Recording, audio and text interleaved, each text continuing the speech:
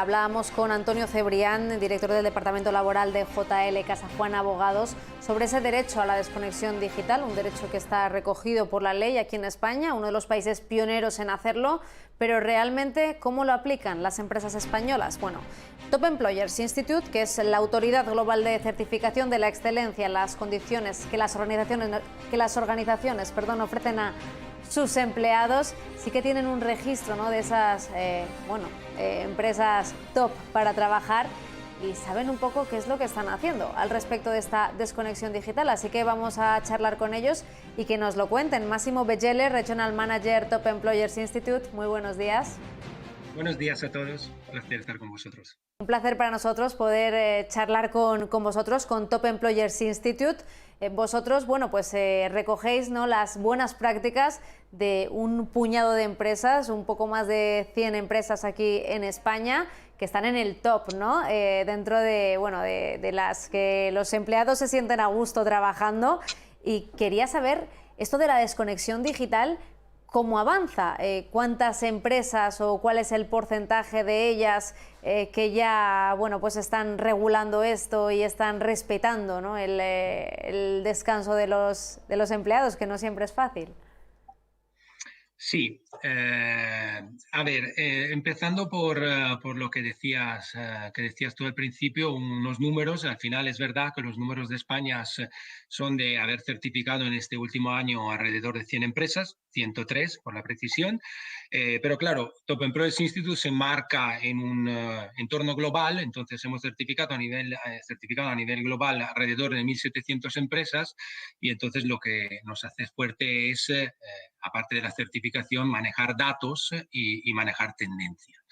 Entonces, esta de la desconexión digital es una tendencia que en España se está viendo. Se veía ya antes de la pandemia, porque al final lo que decimos es que la pandemia ha acelerado un poco un proceso que ciertas empresas habían empezado ya un par de años antes, ¿no? Las más avanzadas un par de años antes, más bien, ¿no?, o con convenios colectivos, como escuchaba antes, o con protocolos internos.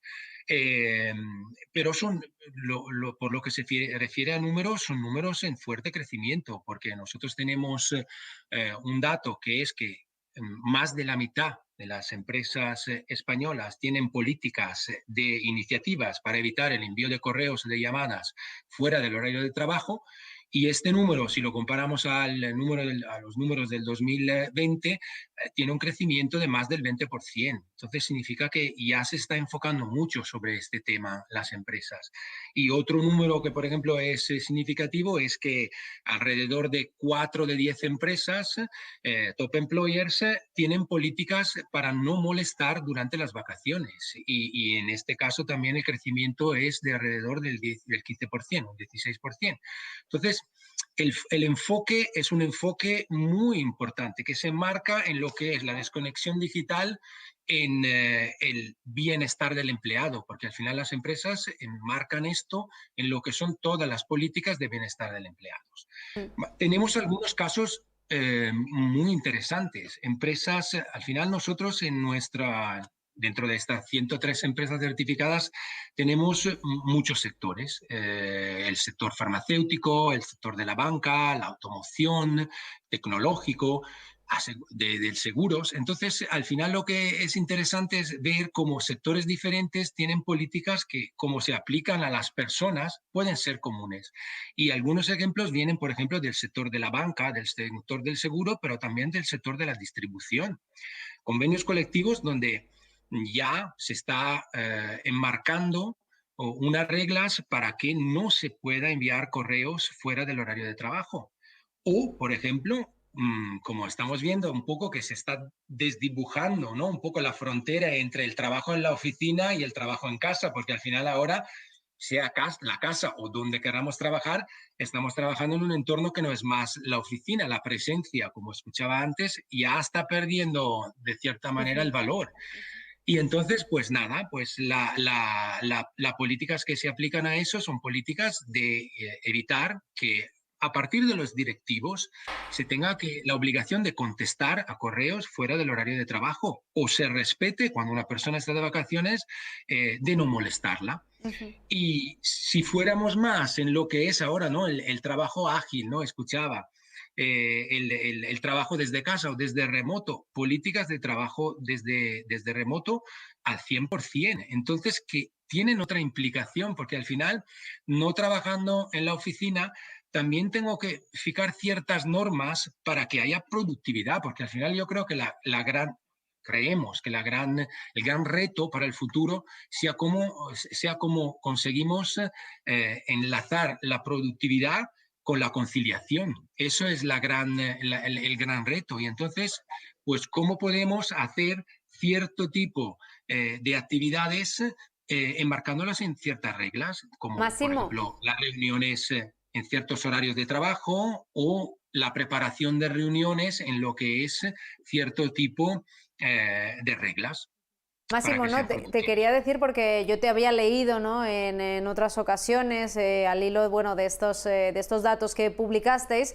sobre las empresas que adaptaban a sus buenas prácticas la desconexión digital, y decías una cosa interesante, y es que al final, cuando sobresaturamos a un empleado, no conseguimos más productividad, sino que conseguimos que se queme más, que esté más estresado y que se desvincule o disminuya, ¿no?, su compromiso con la organización. Es decir, que aquí también las empresas tienen que tener ojo, porque no el que esté conectado 24 horas va a hacer que ese empleado sea productivo, sino puede que todo lo contrario, ¿no? Más bien lo contrario. De hecho, tocas un tema mira, va un poco al revés, porque al final hablamos de la desconexión digital, pero la tenemos que enlazar con la conexión con el propósito de las empresas, porque al final una de las grandes las revoluciones, ¿no?, que estamos teniendo es que al final, sobre todo quien gestiona personas, no tiene las personas entonces en presencia, ¿no?, en la oficina. Entonces tiene que tener ciertas políticas también o darle ciertas herramientas a los gestores de personas para que puedas entender cuáles son las alarmas que se manifiestan sobre la sobrecarga, ¿no?, de que tienen las personas de informaciones, de tecnología. Y yo creo que todo esto viene con una tendencia bastante marcada en el último año, sobre todo, que es cómo enlazamos las personas con el propósito de la empresa.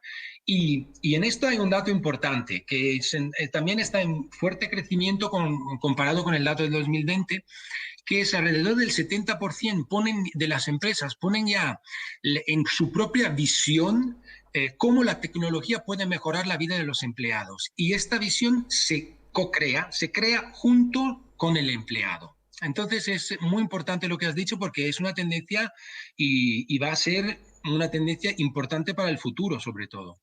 Bueno, pues habrá que regular todo esto para que, bueno, la flexibilidad, podamos tener cierta flexibilidad, pero siempre también respetando, ¿no?, las parcelas de nuestra vida privada, que a veces somos incluso nosotros, los propios empleados, los que no ponemos el límite, y los que no sabemos, bueno, pues desconectar, que a veces, oye, nos ponemos a mirar emails en plena noche y ya estamos con el run run, y a lo mejor nadie nos ha pedido nada hasta el día siguiente, pero bueno, es lo que tiene llevar siempre un móvil en el bolsillo.